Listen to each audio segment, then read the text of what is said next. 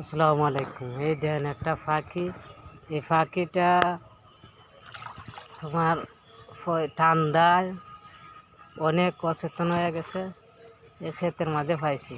যাই হোক, এই পাখিটা যদি আমি মনে করো শুকাইয়া তারে দিয়া দিছাইরা, আল্লাহ রহমতে হয়তো আমার একদিন এইরকম আল্লাহ তালা ভালো দিন আইতে পারে। ঠিক আছে, তো এখন আমি পাখিটারে সাইরা দিয়াম।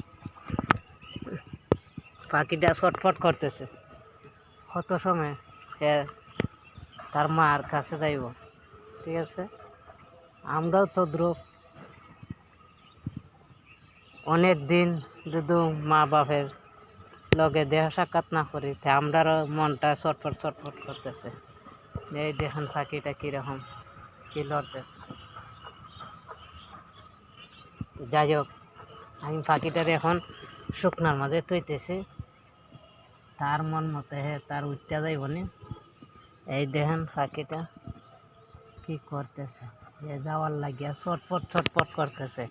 তারপরেও এ উড়াল দিতে পারছে না, কারণ শীতে ঠান্ডায় অনেক কিছু তার শরীর অচেতন হয়ে গেছে।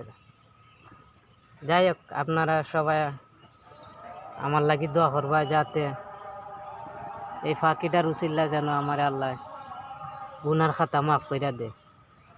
আসসালামু আলাইকুম। যাও পাখি।